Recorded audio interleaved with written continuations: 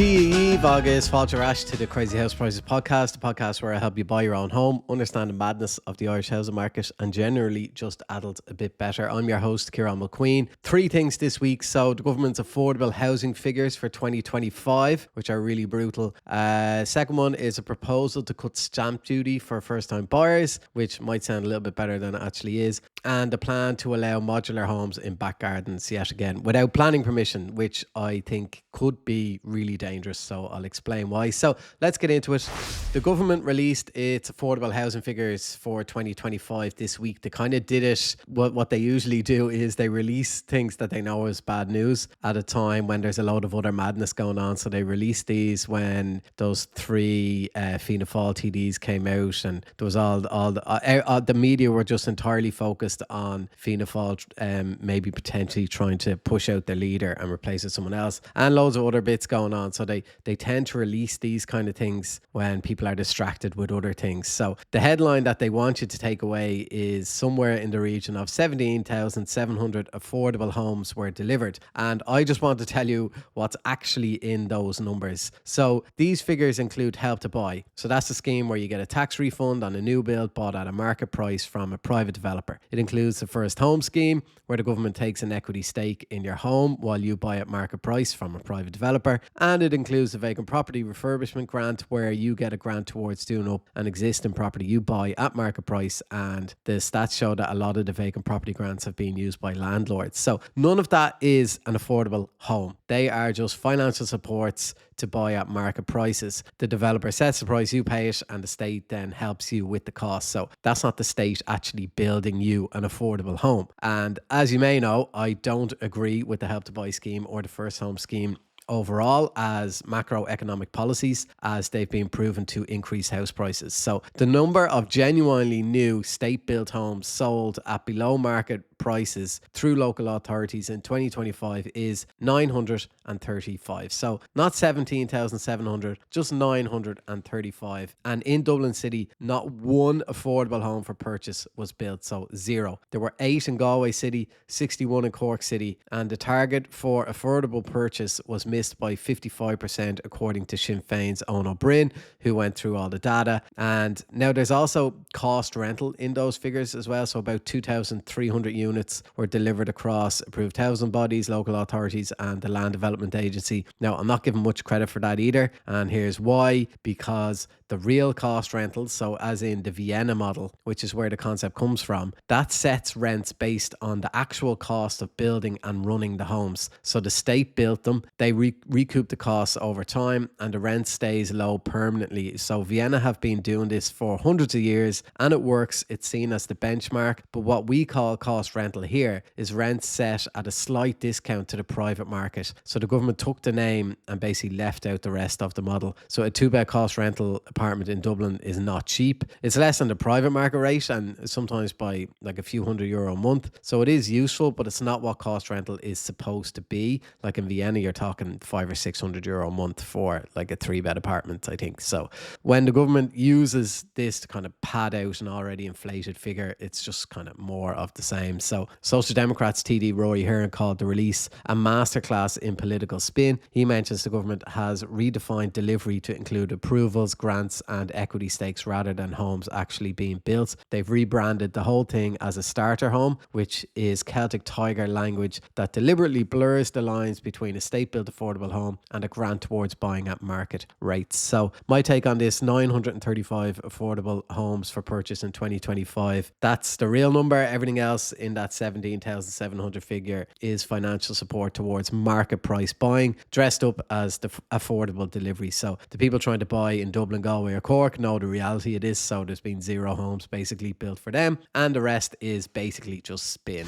Next up, we have Fianna Fáil TD Seamus McGrath stood up in the Dáil this week and asked the Taoiseach to reintroduce stamp duty relief for first-time buyers, and the Taoiseach said that he'd give it some consideration. So what is stamp duty? Basically, when you buy a home, you pay 1% of the purchase price to the state, up to €1 million, and everyone pays it, and it's a bit more over €1 million. Everyone pays. So first-time buyers used to be fully exempt from this before 2010, when specific exemptions were scrapped, and in 2024, first time buyers paid about 60 million in stamp duty. So McGrath's argument is that it's inconsistent to offer help to buy in first home while also charging stamp duty. So there is a bit of logic to that. So on a €400,000 home, which is not a particularly expensive home in most of Ireland nowadays, unfortunately, first time buyers are paying €4,000 in stamp duty on that. So I know for my own, I paid just over £4,000 because ours was, I paid £4,500. Ours was 450 grand when we bought it 5 years ago. So that's,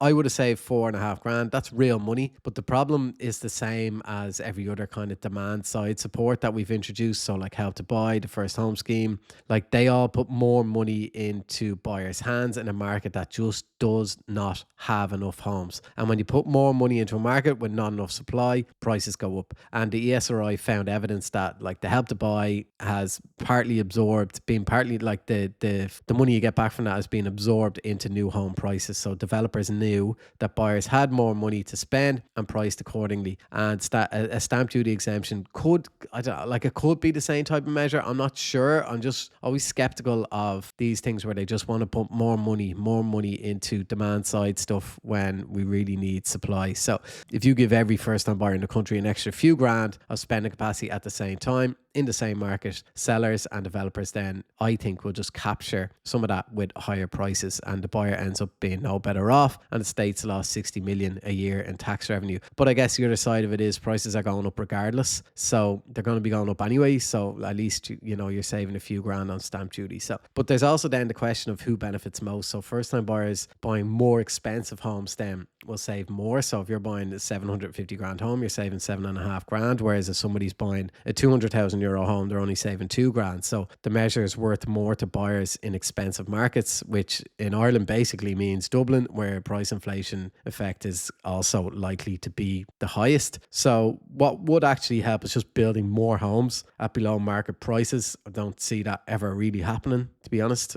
with the way current government policy is. So I understand why it's being proposed, and I get that £4,000 or whatever is real money, but we've been here before with Help to Buy. These demand side supports in an undersupplied market just tend to push prices up, and then the buyer ends up back where they started, whereas the state would be better off putting that 60 million into just directly building homes themselves, I think. You're probably overpaying for your mortgage protection. Now, I'm not, because I use Beat the Bank and I've been dealing with them for years. They're an Irish company, and in a world where most companies in the home buying process are out for themselves, it's refreshing to have one that genuinely cares about you. As cliche as that sounds, but they really do. So how they work is they check the main insurers, they match the best price, and then they take more off. It's quick, it's online, and they handle all the paperwork. They also do income protection, life insurance, and soon they'll be doing home insurance, car insurance, even pet insurance. So www.beatthebank.ie to get a quote in seconds.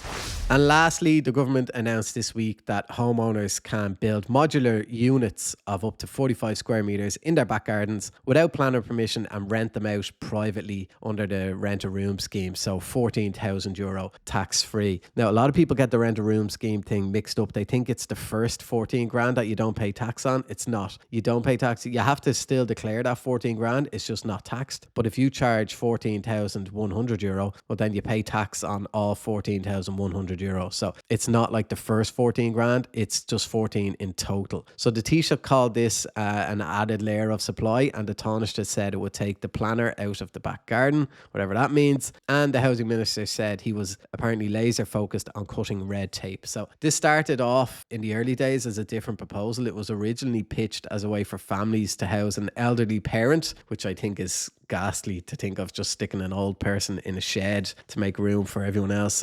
It's just awful. Or an adult child on their property, which was kind of probably a little bit better. So I thought that kind of part of it was a bit reasonable. It's since been repositioned as a private rental policy, and that's where my concerns start then, because the main thing is who is going to enforce the standards. So like everything in Ireland, we have a very well documented history of things just not being regulated or regulations not being enforced. Think like your Pirate, your Mica, area, fire safety defects in apartment blocks, built with full planner permission and professional oversight. So if that's a record we have with full oversight, what happens when you remove the planning process entirely? So there's no requirement for a commencement notice, no certificate of compliance on completion, no systematic check that the structure is safe before someone moves in. Who checks the electrics? Who's doing the fire safety? Is there a working smoke alarm? A proper escape route? Like, who verifies that the structure is sound? So the answer most likely is nobody, or nobody consistently anyway. Local authorities are already stretched; they can't do anything. So again, Rory Hearn of the Social Democrats asked who will enforce the building and health and safety standards, and who will fund local authorities to handle the increased workload. So good questions, and he wasn't given any answers. Then we have the licensee issue. So anyone renting one of these units will be a licensee, not a tenant. So that's not a technicality. Tenants have legal protections, so they've notice periods, deposit rules, rent increase limits, access to the RTB for disputes. Licensees get none of that, so they can be asked to leave with no notice. There's no RTB process for them, and they're renting under an informal arrangement with almost no safety measures there, no recourse. So Threshold, Age Action Ireland, the Irish Council for International Students, the Social Democrats, Sinn Féin, and many others have all raised serious concerns. Social Democrats called it beds and sheds, or I like to call them shed sits. Sinn Féin's Eoin O'Brien, who supported the original kind of family member version of this policy, said he has a lot of concern about the rental version. So the people most likely to end up in these units are the most vulnerable renters. So international students, people on low incomes, anyone who can't afford the private market and has no other options. These are the people with the least ability to push back then on bad conditions or unsafe structures. And my concern is this: someone is going to get hurt or killed. And I'm not saying that to be dramatic. It's that is the logical outcome of this policy if it's not properly enforced. Like faulty electrics, the type of person that wants to make money out of a housing crisis is not going to be, spending the top money to make sure something is perfect. They're going to be trying to do it on a budget. So it's going to inevitably end up with faulty electrics, no proper smoke alarms, no escape routes, an improperly built structure. Like, we've seen fatal accidents in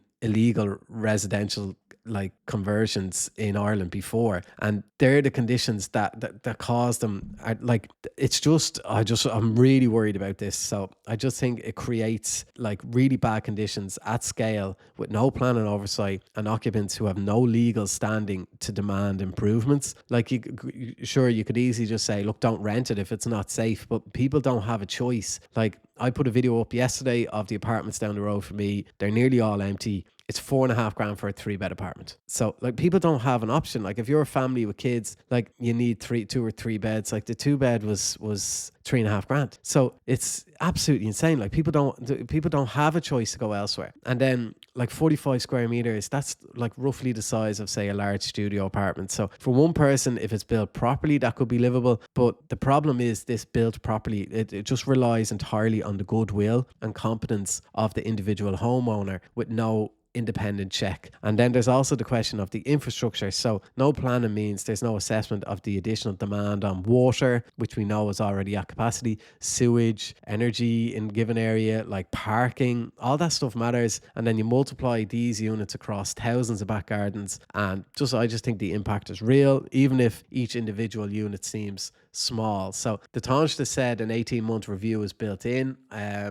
hope that's true and it's actually reviewed and tracked. But they need to track what gets built, who lives in it, and whether they're safe. Because without any of that, in 18 months, we're just going to get a number telling us how many units exist and nothing then about the actual conditions inside them. So my take on this is, if modular housing is done properly with proper building control, structural warranties, planning oversight, that's a good thing. But that does cost a lot more money. And as I said, the people putting these in their gardens aren't going to want to be spending that money. They want to do it as cheaply as possible. So I said that, and I said all this in a recent episode. So it's just removing any oversight and hoping for the best in a country with really poor record of enforcing building standards, with occupants who have no legal rights if something goes wrong. I just think it's going to end up really badly for someone, and I really hope I'm wrong about that.